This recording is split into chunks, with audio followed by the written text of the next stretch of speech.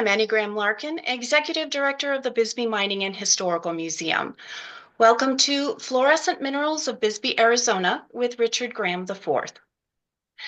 Thank you to our members and donors who enable the museum to provide free online programming and fulfill the organization's mission to discover history, explore Bisbee's past today.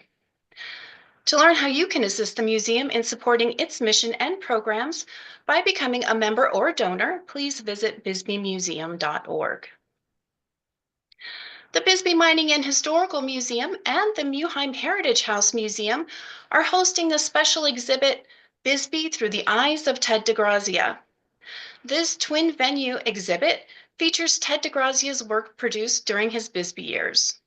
Don't miss this special opportunity to view Bisbee Through the Eyes of Ted DeGrazia on exhibit now through May 26th. The Bisbee Mining and Historical Museum is open daily from 10 a.m. until 4 p.m., and the Muheim Heritage House Museum is open from 10 a.m. until 2 p.m. Thursday through Sunday. Then on Saturday, February 22nd at 11 a.m., the museum will host the free online program, The Life and Times of Renaissance Man Ted DeGrazia with historian Mike Anderson. To register or for more information, visit the Bisbee Mining and Historical Museum's Facebook page. All right. Richard Graeme IV has worked in mines in Alaska, Colorado, California, and New Mexico. He has also worked in Bisbee at the Copper Queen Mine Tours as a guide, where his knowledge base was put to full use. Because of the difficult times for the domestic mining industry, Rich switched from a mining major to education. He earned his degree in education from the University of Arizona in 1999. He has been teaching for 26 years in the southeastern Arizona area. During this time, Rich has authored and co-authored several books and articles, including The Mineralogy of Bisbee, Arizona, Volumes 1 and 2, Seven Bells, Mine Accidents at Bisbee, Arizona, and Forgotten Caves of Bisbee, Arizona. And if you would like to ask questions during the program today, please type your questions in the Q&A chat box. We'll gather those to share with Rich at the end of his presentation. Also, a link to the recording of today's program will be sent to all of our Zoom registrants later today. And with that, I would like to welcome Richard Graeme. Thanks for joining us, Rich. Good morning. And as my sister said, I am Richard Graeme. And we're going to be looking at the more obscure aspect of minerals in Bisbee, the fluorescence. We'll be focusing on shortwave and longwave. Haven't finished the midwave study yet. So we'll be looking at largely longwave and shortwave. So to really grasp Bisbee, we have to understand a couple things about it. First of all, the massive size of the underground workings. There's over 2,200 miles of underground passages. And in this, I would guess about 10 miles have been examined with fluorescent lights looking for fluorescent minerals. So just a tiny, tiny part. Another element that's extremely important in Bisbee is the complex mineralogy, which we'll allude to later on. And then a very difficult, challenging geology for finding ore also influenced the development of the study of fluorescent minerals in Bisbee. So right now we have 340 different known species. They're up here on this list. There's one more that is sort of waiting in the wings to get completely confirmed. And that one's metavericite, but the rest of them are right up here. But out of these 340, only 17 are known to exhibit fluorescence from Bisbee samples. And you can see this list right here. And most of them are not particularly rare species, aragonite, calcite, cerussite, fairly common. There are some little bit more unusual, like uranophyllite, that are a little bit more obscure and not particularly abundant. So fluorescence in Bisbee really started, or the study of it, started right before World War II. It was in June 1941. And what was happening, the geology department was getting very frustrated, as they've been for years, that they could be within 3, 4 feet of an ore body that was tens of thousands of tons and have no clue it was there. The ore bodies were so difficult to find in Bisbee. So it was noted that in Polaris, Mexico, that the ground, the rocks became more fluorescent as they approached the ore bodies. So they tried to apply this to Bisbee. So in June 1941, they brought fluorescent lights underground and did some experimenting to see if the same thing applied in Bisbee. Unfortunately, it really didn't. And it was not a solution for finding ore in Bisbee. But it was the first introduction of fluorescent lights underground. And then World War II began, and fluorescents were sort of shoved off to the side and largely forgotten about.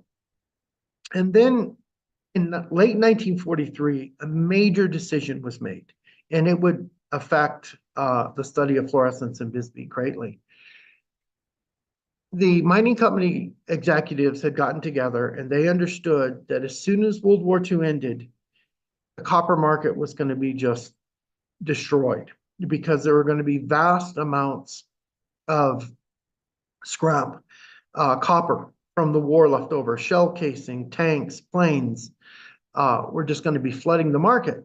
So they made the decision to convert Bisbee over to lead zinc mining after World War II ended. And that was a very critical decision. But before we go into the effects of that decision, we'll look at the mining, the mineral collecting culture. You can see this is a group of miners in the coal, and there are a handful of very important mineral collectors. We have Don Crowley here. We have Shorty Montoya. Although his collection wasn't particularly, well, it did have some fine pieces in it, he collected vast quantities. Then we have Alvorn, which is arguably he built one of the best collections built in Bisbee. And then we have this man right here, and some of you may have known him. This is Melvin Elkins, a nice guy.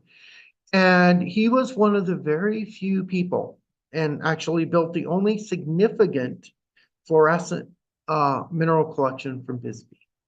And it was sort of he had an unusual opportunity, because the first two men to bring underground as miners to explore fluorescence were his two uncles, Winston Elkins and Merrill Elkins. So he was right there at the source. He could acquire them right from his two uncles. So that was an interesting opportunity. I do recognize that Hazel and Ray Wright also handled a lot of fluorescent minerals, but they were studying them from the aspect of the surface. The material had largely already been brought out. But the Elkins were actually doing the fluorescent work underground and then taking the specimens out. The other aspect we need to know about is that in the active mining days, and if you were collecting minerals from Bisbee, you were interested primarily in 3 different species. You were after azurite, malachite, cuprite, and maybe something rare like this conolite right here, or a spangalite, or lead halite, something rare and unusual. Other species like aragonite, native copper, calcite, those were rocks that you brought out of the mine to give to your kids or to your relatives that live back east, or decorate your garden or fish aquarium. They just really weren't appreciated very well. It had to be an azurite or malachite or cuprite or something like that. Very attractive specimens. So fluorescence did not really have much of a chance in Bisbee, because generally fluorescents are pretty unattractive specimens. Now, today we'll largely look at attractive ones, but they're more of the exception than the rule. So let's step back and we'll go by mine, or major mine. We'll look at the Junction mine and the Campbell mine. They were both well known for producing mineral specimens. The Junction was largely an azurite malachite producer. The Campbell produced fine azurites, malachites, and a lot of native copper and calcite. It was a very productive mine as far as specimens was concerned.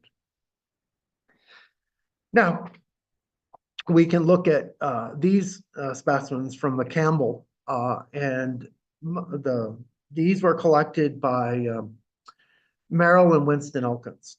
And Merrill and Winston Elkins were fortunate enough to be assigned into these lead zinc areas being mined post World War II. And as they brought their fluorescent light, which was very bulky and very expensive at that time underground, they were lucky enough to actually be in the area where fluorescent was very abundant.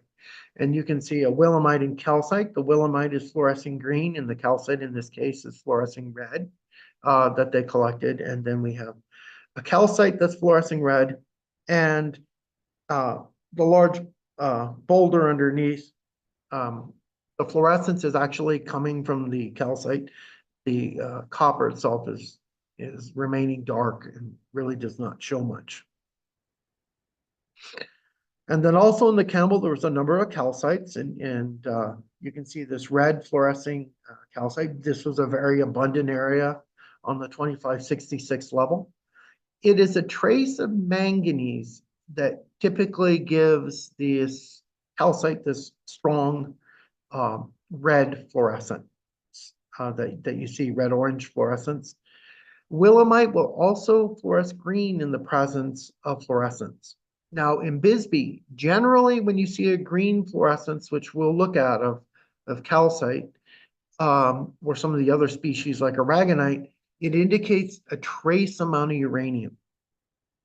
So in Bisbee, manganese is the typical activator for willemite and calcite if it goes red, or in the case of willemite, it's going green. And then we have the greens being caused by a trace amount of uranium. And then this white color can also be caused by, well, there's numerous different activators, but later on we're going to be looking at ones that are typically humic and formic acid, they're organic acids. These two haven't been determined because they're up to 2566 level, and so it's a little deep to have a lot of these organic acids present, particularly when these formed. Also, we'll look at some very interesting minerals you don't think of being fluorescent, and that's sphalerite. Again, we have Campbell, and we have natural light fluorescent, long wave fluorescent, and then short wave fluorescent. These specimens are also triboluminescent, which means if you were to go into a dark room and scratch the rock, they will glow after they've been scratched. Purportedly, that was discovered in Bisbee when a miner had leaned a drill steel against the wall, and then this sphalerite, and when the drill steel fell, it scratched against the wall and left this glowing arc behind. And that's how it was first recognized in Bisbee as being triboluminescent. And so all three of these, even the Junction mine pieces down on the lower part, are also triboluminescent, which is fun.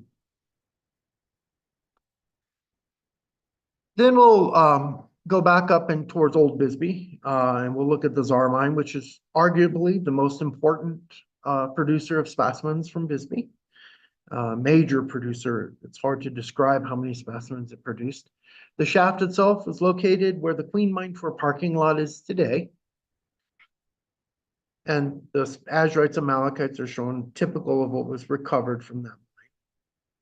But let's look at some of the other things. On the 400 level in particular, there was a lot of calcite that had little inclusions of native copper crystals. And all of it fluoresces bright orange under shortwave, and there's some indications of a paler red fluorescence off of it during long wave, which is, you would think would be sort of unusual because copper, the presence of copper typically squelches fluorescence in minerals. But in here, even though the calcite grew over native copper crystals, it fluoresces brightly, which is a little unexpected. And actually, I guess I could understand it with these, which are on native copper. Let's talk about that a little bit more. If you look at this specimen right here and this specimen here and these that are tinted green in this photo, the copper squelches the fluorescence. There's no fluorescence at all. But in this specimen right here, there is a yellow fluorescence coming off in this corner. Now, this is sort of an exceptional piece, and I'm pretty sure what happened here, I'm 99% what happened here is that the fluorescent came from formic acid and humic acid coming out of the mine timber that it was right up against, because it came from the shaft station off the B level, which is heavily timbered. And so that is what's giving it its yellowish fluorescence, which is extremely uncommon for calcite or aragonite that contains copper. The other one that I was about to get to was cuprite. I was very surprised to see that cuprite did not interfere or squelch the fluorescence. It responds just as brightly as it does with pure native copper. Now, I will admit that you can see little native copper crystals shot through here as well. They grew together with the calcite, which is in the form of cuprite, which is in the form of chalcocitite. Beautiful pieces, very desirable, but sort of unexpected. The coal mine is well known as more of an exotic mineral producer. It produced some really strange things. It did produce some fine azurite, some interesting native coppers. There was a substantial amount of uranium floating around in the mineralogy in the coal. And then there was a lot of vanadium floating around, just tellurium, just some odd things, metals and metalloids floating around. We have right here, we have graemite, which was named after my father. And then back in here, you have a little tiny blue taenite crystal. And they're both copper tellurium oxides. And then like this native copper right here is actually coated in a thin film of gold, giving it a strange color. And then, so it was just the dynamics in the coal mineralogically were just a little bit more exciting than some of the other places. And so you can see the two radioactive minerals, uranophyllite with zippyite, and you can see them fluorescing under both long wave and short wave. And we have two samples of it. They're very distinctly and brightly fluorescent. The specimens themselves are only a couple inches across it. Those are rather uncommon minerals for Bisbee, and they were found between the 900 level and the 1400 level of the coal. There were other radioactive minerals like taiwomunite. It's a very sort of complex word to say. That's not fluorescent at all, and it was found there too. Then we have some more common minerals. We have calcite and goethite from the gold, again fluorescing bright red, and they have a little hemimorphite with chalcophenite from the 26J stope, one of the major producers of minerals, and you can see that nice blue-white fluorescence. Hemimorphite is not particularly abundant in Bisbee.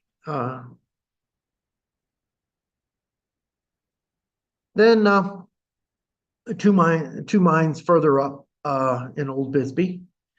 The Higgins mine, which a lot of people aren't too familiar with, as far as specimens, it produced azurite and malachite.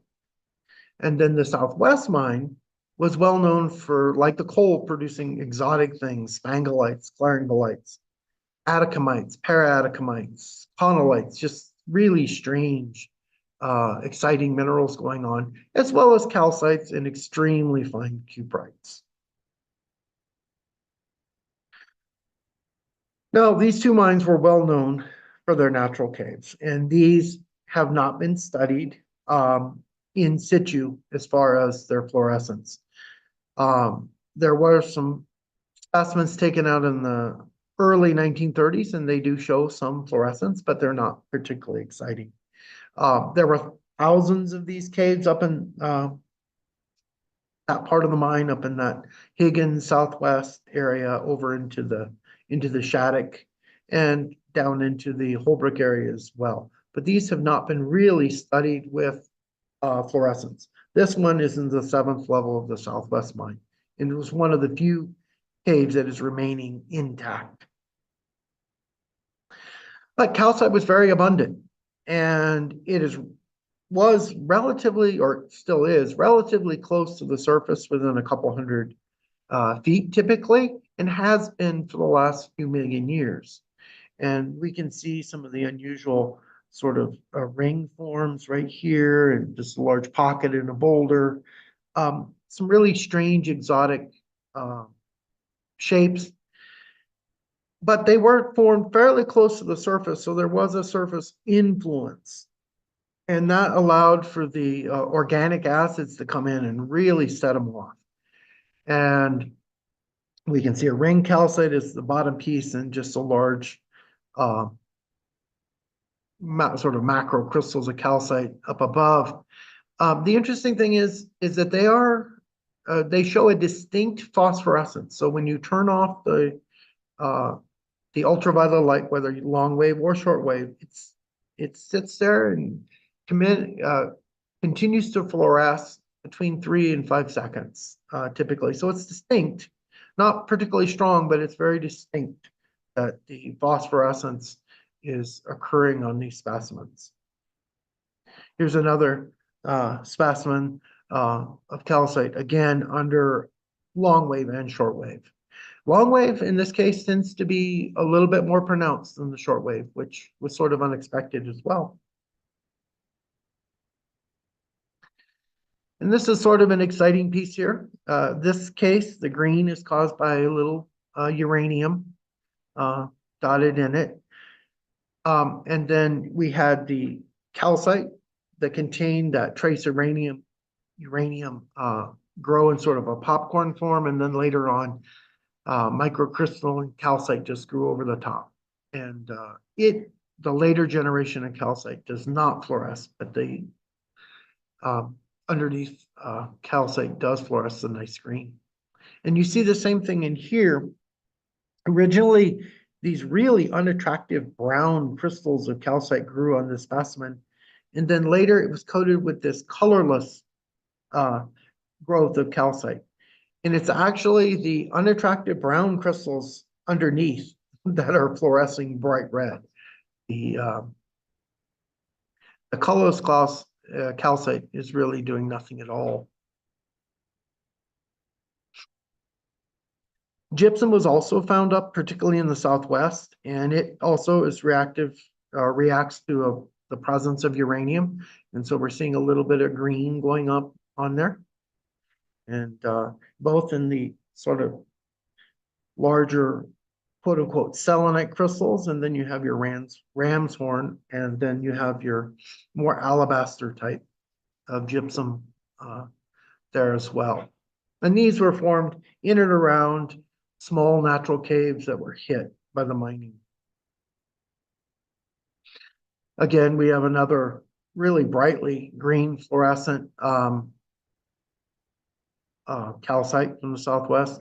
We have opal. Opal's not particularly common in Bisbee, and it's really unattractive. It's not the kind of opal that you would cut and polish and set into rings. It's just a rather unattractive little bubbly form on that occurs on rocks, or you'll find it speckled on like stalactites, oddly enough. Little tiny growths. So you'll see these green spots on stalactites that will turn out to be opal. And then off the 7th level Southwest, we have some dolomite and aragonite, and the dolomite gives you a nice little yellow fluorescent, with the humic acids giving it sort of a blue-white to the aragonite underneath. One of my favorite areas to look at fluorescence when I was younger, a lot younger, was this 6081 crosscut in the southwest. Uh, it looks like it's in horrible ground conditions, but actually really solid. What has happened is that the miners had timbered, or they had mined through there, and there were these voids along the sides of the tunnel, and they built these rock walls called gob walls, and they put up wooden fences to hold waste rock that they shoved into the openings to the side. And over time, they rotted out and collapsed. So it looks like it's in really bad ground, but it's actually really solid. They would not need any timber in that area, actually. But the interesting thing about it is that the area was in a very acidic environment when it formed. And it formed these little thin iron oxide stalactites. And that's what this blackish undercoating or underlayment in this specimen here is. And then later on, you got this uranium rich calcite come in and coat these little stalactites, and at least partially coat, and they're really attractive under fluorescence. But again, the green in this case is caused by a little trace of uranium. And we're talking about a tiny amount of any metal that's going to serve as an activator. You put too much manganese in it, and it's going to squelch the fluorescence. And the same thing with uranium and calcite, it'll start to squelch it.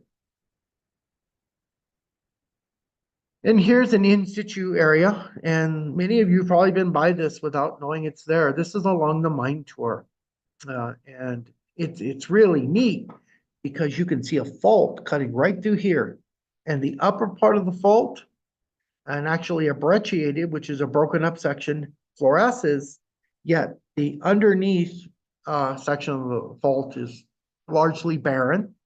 You can see this little blue-white right here, and that is hydrozincite, which is sort of cool because that means that somewhere up along this fault, there's a small lead zinc ore body that's decaying, it's oxidizing, and the solutions are running down the fault and depositing hydrozincite. So that's cool. And then you can see these, well, it's hard to see in the photo, but these are angular broken up fragments of calcite. And they form a really nice breccia. And then of course we have a little green from the presence of a little bit of uranium floating around. Now remember, this green light way down here is actually a tram light. It's a signal for trains. It has nothing to do with the fluorescence. And then probably my favorite area is actually in the Higgins mine. And it is a stope, and I'm not sure the miners even knew they hit it. They hit willemite, and willemite will look a lot like a really ugly calcite, but it's a zinc silicate. And the miners had gotten within 6 feet of this ore body, had no clue it was there.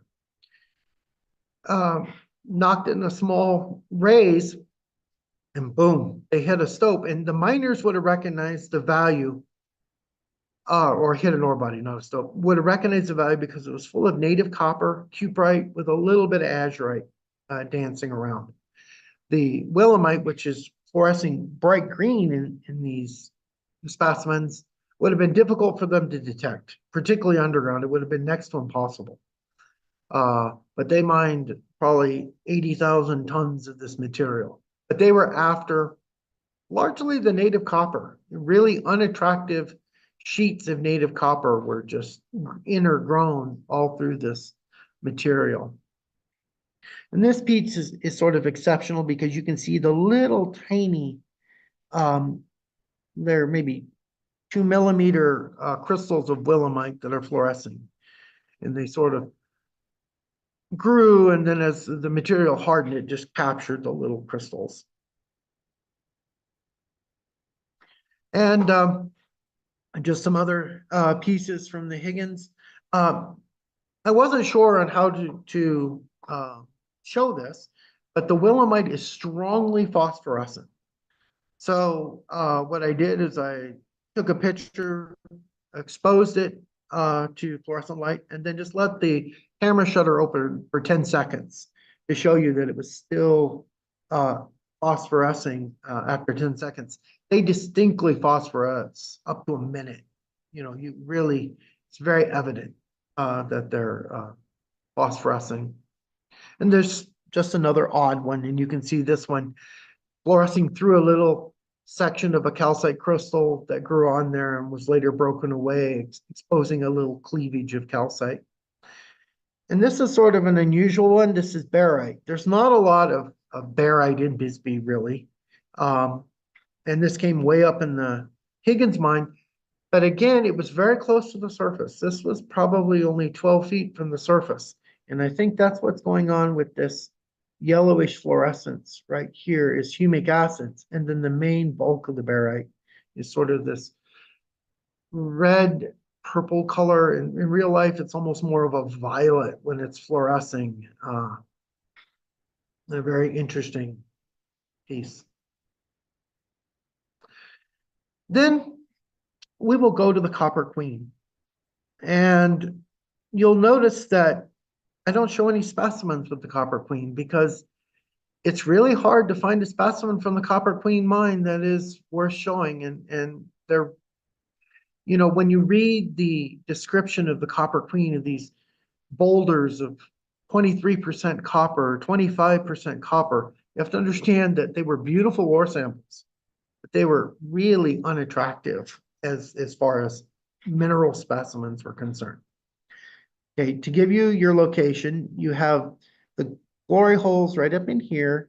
The Copper Queen mine itself was right here. So the glory holes part of the Copper Queen, and then there was an incline shaft that went underground right here. The Queen Mine Tour parking lot is right here because that's the Czar, and then the Queen Mine entrance would have been over in here somewhere, probably right in there. And then of course there's Sack Hill before the Lavender Pit took it out. So you can make a decent argument that the best specimens that ever came out of the Copper Queen, the original Copper Queen, were actually fluorescents. And this is a section right here. And it's largely sphalerite and smithsonite that are fluorescing. That's what this orange is right in here. This is red orange is sort of is sphalerite. You can see a little bit of hydrozincite forming from groundwater, draining down and oxidizing the sphalerite. The violet sections, a lot of that is actually smithsonite, that is the zinc carbonate that's fluorescing as well. Very cool. You can see the whole area. Now, this would have been hit very early. This little ore body here was probably first discovered around 1882, 1883. I mean, it was very early in the mine. Now, the problem was at that time, the railroad wasn't even in Bisbee. So zinc in Bisbee was absolutely worthless. It had no value at all. So it was just left as waste. And that's why it still exists today. Later on, if that had been hit, even in the 30s or 40s, it probably would have been mined. And it definitely would have been mined by the 1950s. And this is samples from it. You can see the sphalerite and smithsonite in this case right here under long wave. Only the sphalerite is giving in this case, a really yellow, strong yellow fluorescence. And then over here in short wave, you can see sort of a violet color coming in, a reddish violet with the smithsonite. And then the sphalerite takes more of a orange or yellow orange color, and it's very orange in underground when you're looking at it. And then you can see other specimens. This is a hydrozincite right here with the blue-white with a little bit more sphalerite. This is also triboluminescent. So if you take a knife across it and scratch it, you'll leave that little glowing mark after you're done with it.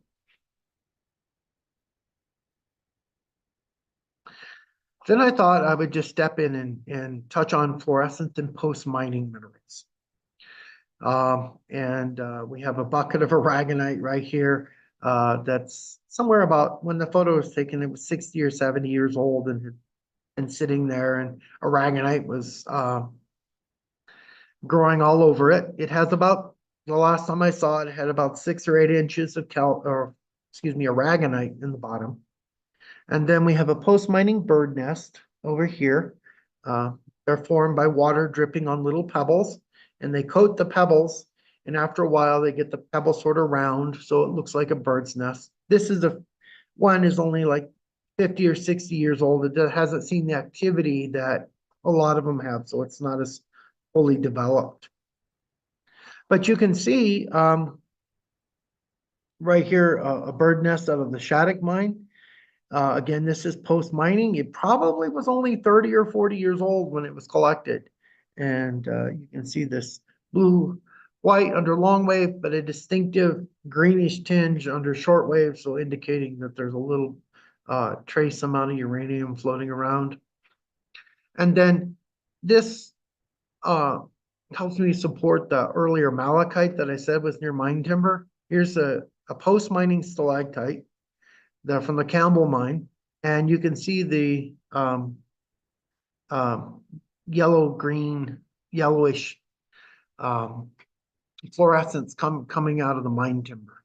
And that's sort of common to see, that when you get this organic acids coming in, they allow it to fluoresce. So I'm going to finish this up by talking about where the future potential, in my opinion, for fluorescence, the greatest ones would be probably the Gardner mine and then the Spray mine. They are in the far wall of the Lavender Pit opposite Highway 80. And they both opened and shut down long before fluorescence was available underground. And they really just aren't well represented in minerals in general, much less fluorescence. And they did have a lot of lead zinc, and they had sort of unusual mineralogies, picking up some strange things that we have. So in the future, when those areas are exposed, and they will be, it may be 70, 80, 100 years from now, I expect really good things to come out of there. And here is a cerussite from the Gardner, fluorescing sort of a whitish color. Cerussite's a lead carbonate, by the way. And do we have any questions, Annie? We sure do, Rich. Thank you so much. When did your interest in studying fluorescent minerals begin? I would say it wasn't until the 80s. I would say about 85, 86. The reason being is that fluorescent lights were, and somewhat still are, rather expensive, and they were bulky.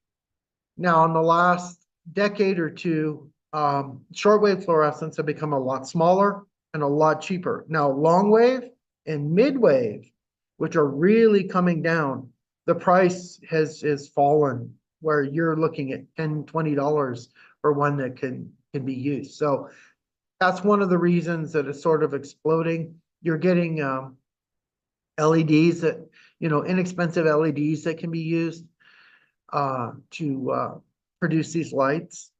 And the only thing with a shortwave light, and if you've ever handled one, they have this purple lens and they have a special glass bulb behind it.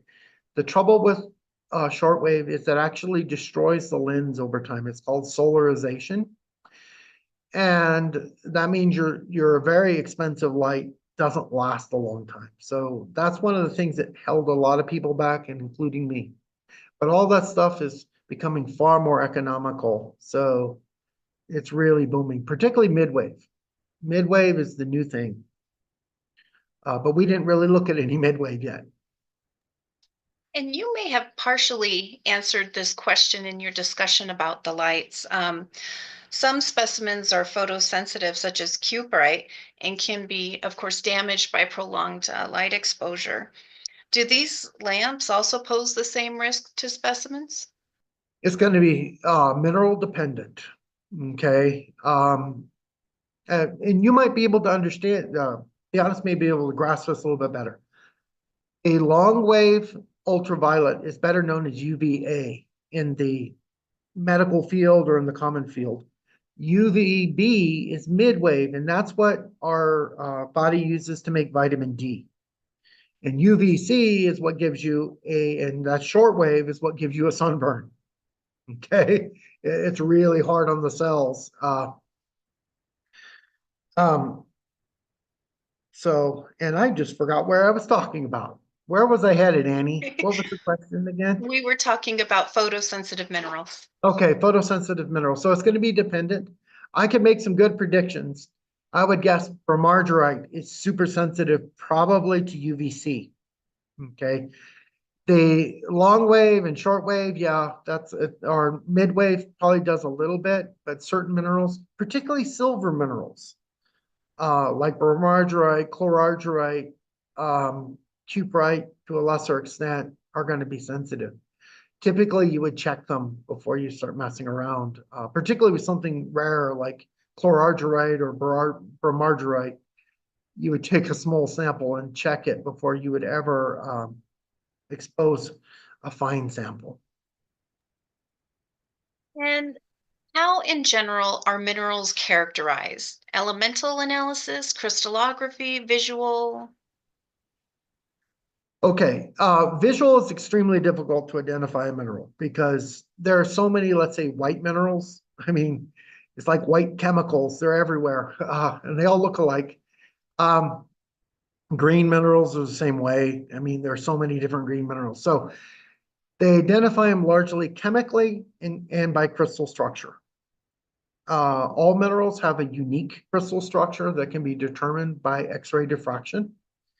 And so to become a mineral, the old school definition, which has to change, by the way, is it has to have a distinct crystal structure.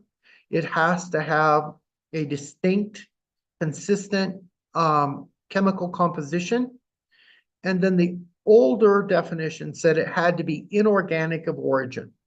And that's the part that really is highly questioned because we're discovering that even malachite and azurite has an organic origin, or at least partially. So, but the crystallography and the composition are the big ones. And are you fluorescing with UV rays only? And does campbellite fluoresce? Campbellite does, in a sense, the native copper component of campbellite does not fluoresce. The cuprite part and sometimes you will get a trace of malachite. And I'm assuming malachite, it could be something weird like broshantite too, or not weird, but less common. The calcite component is charged with manganese, and so it fluoresces bright red. And it's consistently. But the other components of it, because remember, campbellite mineralogically is considered a mixture of native copper and cuprite with calcite, and sometimes one of the green ones, which is generally recognized to be malachite, but that would be a little, you'd almost have to check each piece because you could pick up a little sulfate in there and it would become broshantite or a little bit of chlorine and head off into become an atacamite or something weird. And just to clarify, are you fluorescing with UV waves only? Yes. And I use shortwave, long wave, and rarely when I have access to a midwave, I've been using it. I need to acquire a midwave lamp.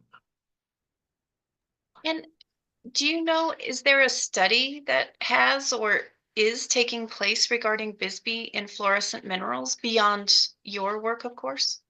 Not really, because where you have to, the difficult with the study, the difficult aspect is that if you're going to do a scientific study, you need the specimens, you need a large scope of specimens, and ideally they have detailed notes of where they were discovered, what level, what tunnel they were discovered in, or what stope they were discovered in. So within, let's say, 10 or 12 feet of where they actually came from. And that way you can look at the pattern, the entire pattern of, okay, we're finding, let's say, a zone that is calcite is fluorescing green. So you can trace where the uranium was coming through. So That is one of the big things. There are very few places that that's available, and really for Bisbee, the collection that our family retains is probably the only one that's suitable for that. The only arguable one, and I have not checked, was the one that is retained by Harvard University. And they have a collection of very strange things and thousands of little pieces, and they have extremely detailed label. The other problem is that there's just no more access underground. Because you only had this tiny piece of the mine that was ever exposed or studied with fluorescence. And, the vast majority of Bisbee's underground workings are either caved in or underwater. And then you had a few that, that were mined out by the pit. Basically 90% of the Holbrook mine is gone, was taken out by the pit. And are you aware of anywhere in southern Arizona where one can see a fluorescent mineral display? There's one in Tucson at the Alfie Norville Museum. There's a nice one. And then, the Cerro Vista Mineral Club is big into fluorescence.